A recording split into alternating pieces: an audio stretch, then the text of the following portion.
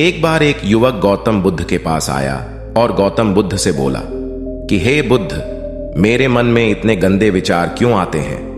मैं नहीं चाहता कि मेरे मन में गंदे विचार आए, पर मेरे मन में हमेशा काम वासना के विचार चलते रहते हैं और मैं इनके बारे में सोच सोच कर बहुत परेशान हूं। मेरी ऊर्जा और समय यह सब सोचने में ही नष्ट हो जाती है और इन सब के विचारों की वजह से मैं कभी भी शांत नहीं रह पाता और मैं हमेशा ही स्त्रियों को देखकर मोहित हो जाता हूं। इन विचारों को अपने आप को रोक ही नहीं पाता। बुद्ध मुस्कुराए और उन्होंने उस युवक से पूछा, क्या तुम्हें पता है यह काम वासना होती क्या है? फिर लड़के ने उत्तर दिया और कहा, बुद्ध, मैं यह तो नहीं जानता कि काम वासना होती क्या है, पर हां, यह जो भी है बहुत बुरी चीज है। फिर बुद्ध ने उस युवक से कहा कि सबसे पहले तो तुम्हें यह समझना है कि प्राकृतिक रूप से जो भी चीज हमारे अंदर है वह बुरी नहीं है। हमारे जीवन में उसकी कुछ ना कुछ जरूरत है। वासना कोई बुरी बात नहीं है। यह तो हमारे मन की एक भावना है जो हमें किसी ना किसी चीज की कमी का एहसास करवाती है और फिर हम उस चीज को पाने के लिए उस चीज की तरफ आकर्षित हो जाते हैं। जैसे अगर तुम्हारे पास धन की कमी है तो तुम में धन पाने की वासना उत्पन्न हो जाएगी। तो वासना कुछ और नहीं, बस एक प्रकार की कमी है जो कि एक प्रकार की जरूरत का एहसास है। और जब यह जरूरत शारीरिक हो तो हम इसे काम वासना का नाम देते हैं। युवक ने गौतम बुद्ध को कहा कि बुद्ध, मुझे काम वासना का मतलब तो समझ में आ गया, पर आप मुझे यह बताइए कि यह आती कहां से है और कैसे आती है। गौतम बुद्ध ने कहा कि काम वासना कहीं से आती नहीं है, यह तो हमारे अंदर ही होती है और इसका होना तो जरूरी भी है, तभी तो मानव जाति का विस्तार होगा। युवक ने कहा, जब यह हमारे अंदर ही है और जरूरी भी है तो फिर लोग इसे गलत क्यों बोलते हैं? बुद्ध ने कहा कि यही तो समस्या है। लोगों ने काम वासना को गलत तरीके से सोच लिया है। इसे छिपाने की, दबाने की कोशिश करते हैं। काम वासना गलत नहीं है, बल्कि काम वासना का गलत तरीके से प्रयोग करना गलत बात है। लोग जिससे प्रेम करते हैं बस उसी के लिए जीने लग जाते हैं, उसे पाना ही अपना लक्ष्य बना लेते हैं और उसी के बारे में हमेशा सोचते रहते हैं, पर यह सब गलत है। बुद्ध ने युवक से कहा, क्या तुम्हें पता है जानवरों में भी काम वासना होती है? युवक ने उत्तर दिया, हां बुद्ध, जानवरों में भी काम वासना होती है, क्योंकि जानवर भी तो आखिर अपनी पीढ़ी को आगे बढ़ाएंगे। बुद्ध ने कहा, तो फिर हम जानवरों की काम वासना को गलत क्यों नहीं कहते? युवक ने कहा, मुझे नहीं पता महात्मा, आप ही मुझे बताइए। गौतम बुद्ध ने कहा कि जानवर अपनी काम वासना का प्रयोग आनंद प्राप्ति के लिए नहीं करते, वह तो सिर्फ संतान उत्पन्न करने के लिए ही काम वासना का उपयोग करते हैं। जानवरों को प्रकृति ने इतनी समझ नहीं दी कि वह काम वासना को अपने सुख का आधार बना सके, जबकि मनुष्य अपनी समझ के बलबूते पर प्रकृति में पाई जाने वाली प्रत्येक वस्तु को अपने सुख के लिए प्रयोग करता है। हम इंसानों ने ही काम वासना को अपने सुख का साधन बना लिया है, जबकि प्रकृति ने तो हमें अपने वंश को आगे बढ़ाने के लिए दिया था, लेकिन इंसानों ने इसे अपने जीवन का परम लक्ष्य बना रखा है और इस तरह से काम वासना का भी लगाम हो जाना गलत है। युवक ने पूछा, महात्मा जी, ये काम वासना हम पर हावी क्यों होती है? तब गौतम बुद्ध ने कहा कि सुनो, अब जो मैं तुम्हें बताऊंगा उसे तुम ध्यानपूर्वक सुनना। काम वासना का सारा खेल तुम्हें समझ आ जाएगा, तुम्हें तुम्हारे सारे सवालों का जवाब मिल जाएगा। बस तुम्हें ध्यान से सुनकर समझना है। एक बार की बात है, एक आश्रम में गुरु और उनके शिष्य रहा करते थे, जो रोजाना आश्रम के बाहर स्थित गांव में भिक्षा लेने के लिए जाते थे। उस आश्रम का एक शिष्य जिस गांव में भिक्षा लेने जाता था, उस रास्ते में एक नदी पड़ती थी। एक दिन उसने देखा कि एक लड़का पेड़ के पीछे छिपा है। वह उस लड़के के पास गया और उससे जाकर बोला, भाई, तुम इस पेड़ के पीछे छिपकर क्या देख रहे हो? लड़के ने कहा, अरे तुझे नहीं दिख रहा कि मैं क्या देख रहा हूं? तब शिष्य ने नदी की तरफ देखा तो वहां पर कुछ लड़कियां पानी भर रही थीं। वो लड़कियां 14-15 साल की होंगी। तब उसने उस लड़के से कहा, अरे भाई, वहां पर तो लड़कियां पानी भर रही है, इसमें छिप कर देखने वाली क्या बात है? तब वो लड़का शिष्य की तरफ देखकर उससे कहता है, अरे पागल, तुम्हें दिखाई नहीं दे रहा कि कैसे यह परियां नदी से पानी निकाल रही है?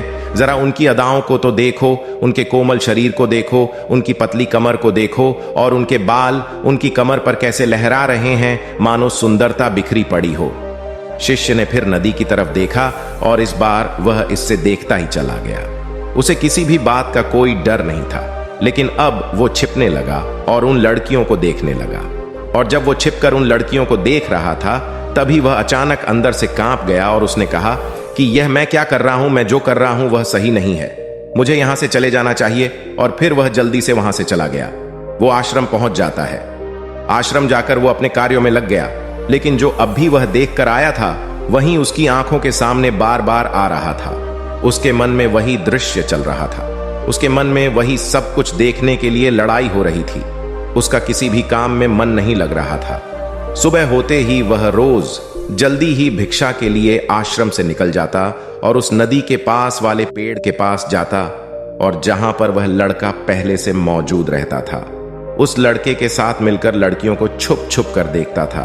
अब वह रोज ऐसा करने लग गया। यह उसके रोज का काम हो गया। अब उस शिष्य का मन किसी भी काम में नहीं लगता था।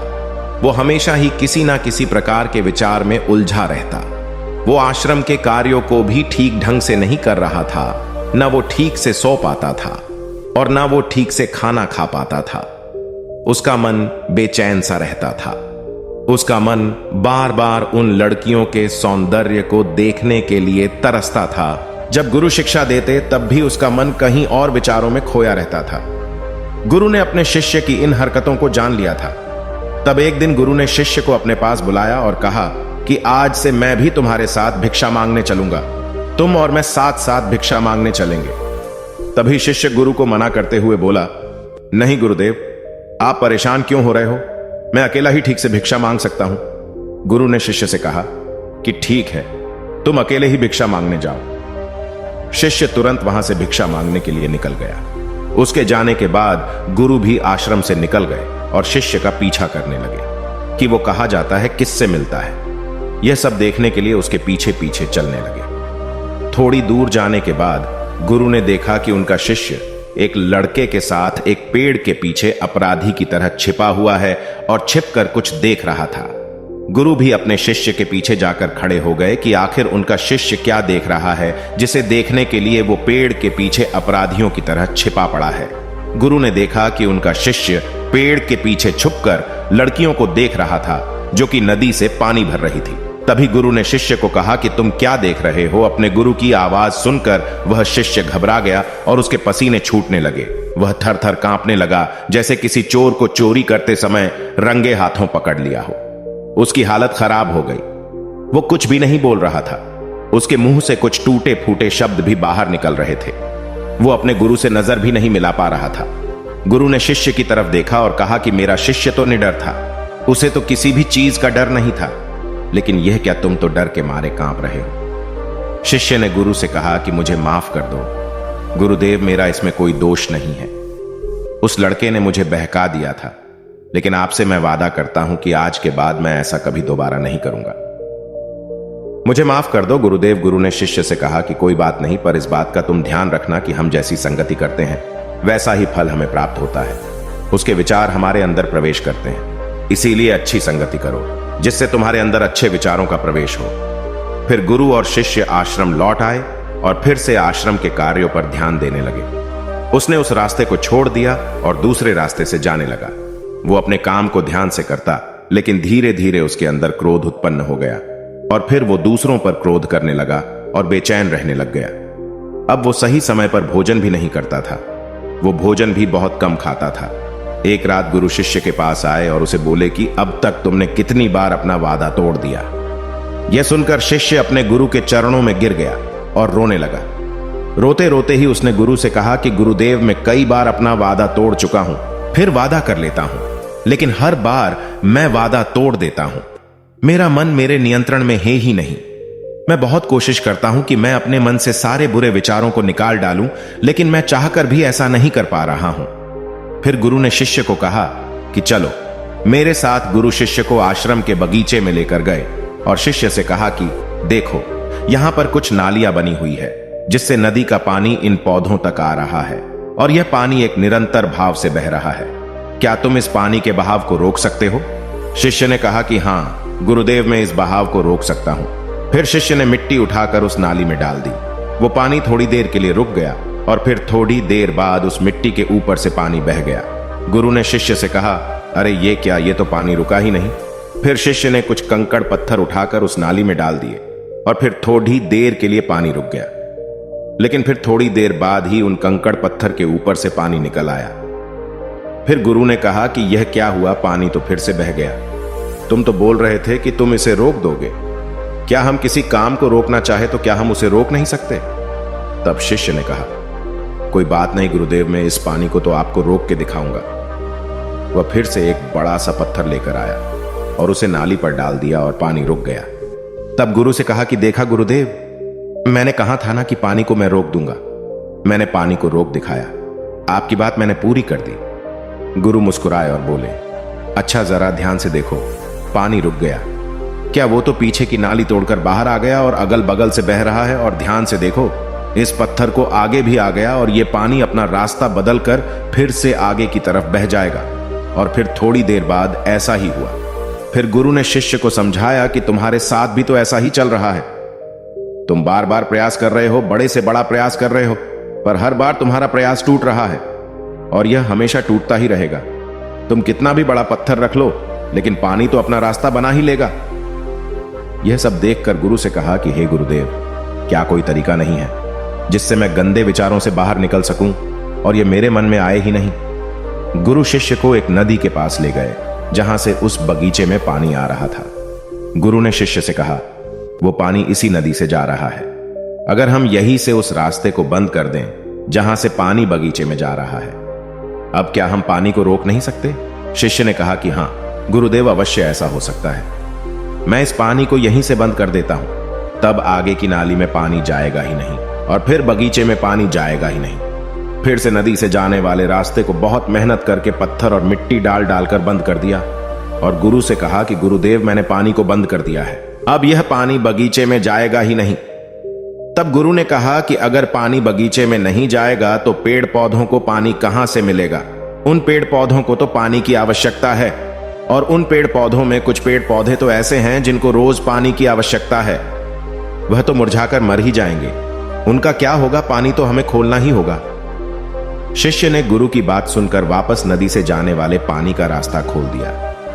तब गुरु ने शिष्य से पूछा कि अगर हम इस नदी के पूरे पानी को बगीचे की तरफ मोड़ दे तो क्या होगा? तब शिष्य ने जवाब दिया कि गुरुदेव, वहां पर जितने भी पेड़ पौधे हैं वो गलकर नष्ट हो जाएंगे, वहां पर कुछ नहीं बचेगा। फिर गुरु मुस्कुराए और बोले, तुम इस बात को समझो कि हमें किसी भी चीज को रोकना नहीं है, बस हमें हमेशा संतुलन बनाए रखना है। कम पानी से भी पौधे नष्ट होते हैं और ज्यादा पानी से भी पौधे नष्ट होते हैं। हमारा जीवन संतुलन से ही चलता है। गुरु ने शिष्य से कहा कि अगर मैं तुम्हें कहूं कि तुम आम के बारे में मत सोचो तो तुम्हारे मन में सबसे पहले किसका चित्र आएगा? शिष्य ने कहा कि गुरुदेव, मेरे मन में तो पहला चित्र आम का ही आएगा। गुरु ने कहा कि जब हम गंदे विचारों को जबरदस्ती रोकने का प्रयास करते हैं तो वह और मजबूती के साथ हमारे अंदर प्रवेश करते हैं और ज्यादा हमारे अंदर उठते हैं। इसीलिए हमें उन्हें कभी भी दबाने की कोशिश नहीं करनी चाहिए। फिर गुरु ने शिष्य को जाते हुए कहा कि हमारे गंदे विचार बुरे लोगों की संगति करने की वजह से भी आते हैं। कई बार क्या होता है कि कामुकता हमारे अंदर होती नहीं है, लेकिन कुछ अश्लील लोगों के साथ रहने की वजह से यह हमारे अंदर हावी हो जाती है। फिर शिष्य ने कहा कि गुरुदेव, आप सही कह रहे हैं, मैं अपने मार्ग से भटक गया था। फिर वो शिष्य उस रात बहुत ही चैन की नींद सोया। सुबह अपने कार्यों को पूरे मन से किया और फिर सुबह वो भिक्षा लेने के लिए उसी रास्ते से गया जहां वह लड़का आज भी पेड़ के पीछे छुपकर उन लड़कियों को देख रहा था। वो शिष्य नदी पर गया जहां वह लड़कियां पानी भर रही थीं। उसने उन लड़कियों से पानी मांगा। उन लड़कियों में से एक लड़की ने उसे पानी पिलाया और उस सन्यासी शिष्य के चरण छुए। शिष्य ने उसे आशीर्वाद दिया कि तुम्हारा कल्याण हो। उसका मन सकारात्मक ऊर्जा से भर गया। उसके चेहरे पर मुस्कान आ गई थी, जैसे कि उसे कुछ खोया हुआ वापस मिल गया हो। वह वापस अपने रास्ते से जाने लगा। तभी पीछे से वह लड़का आ गया जो पेड़ के पीछे छुपा हुआ था। वह शिष्य के पास आया और बोला कि क्या बात है, आज तो तुमने नजदीक से दर्शन कर लिए, तुम तो मुझसे भी आगे निकले। तब शिष्य ने कहा कि हम हमेशा दूसरे के दर्शन करने में ही व्यस्त रहते हैं, अपने दर्शन कर ही नहीं पाते। तुम कब तक इस पेड़ के पीछे छुपते रहोगे? किसी को पसंद करते हो तो उससे बोल दो, अगर वो भी तुम्हें पसंद करती है, और शादी कर लो। पर उससे पहले तुम कुछ बन जाओ तथा अपने आप को पहचान लो। ऐसे अपना समय बर्बाद मत करो। फिर वह लड़का रोज उससे मिलने लगा और उस लड़के ने नदी पर जाना छोड़ दिया। और फिर वो लड़का अपने जीवन में कुछ बनने के लिए संघर्ष करने लगा। तो तुमने देखा संगति का असर क्या होता है। अपनी संगति बदलो, अपने विचार बदलो। बुद्ध ने युवक से पूछा कि क्या तुम्हें तुम्हारे सारे सवालों का जवाब मिल गया? तब युवक ने कहा कि हां महात्मा जी, आपका बहुत बहुत धन्यवाद। तब गौतम बुद्ध ने युवक से कहा कि जब तुम्हारे मन में गंदे विचार आए तब आप अपने आप को दोषी मत मानो। यह शरीर है और यह सब इसमें हजारों वर्षों से सीखा है। यह केवल तुम्हारे सोच लेने से, शपथ लेने से यह टूटने वाला नहीं है, लेकिन तुम्हारे पास वो शक्ति है और वो ऊर्जा है जिसका तुम्हें संतुलन बनाए रखने के लिए उपयोग करना है। तुम एक जीवित ऊर्जा हो जो कुछ भी अनुभव करने के लिए स्वतंत्र हो, जो कुछ निर्माण करने के लिए स्वतंत्र हैं। इसीलिए तुम अपने आप को पहचानो। दोस्तों, आपको यह कहानी कैसी लगी हमें कमेंट करके जरूर बताना, और ऐसी ही और कहानियों के लिए सब्सक्राइब का बटन जरूर से दबा देना।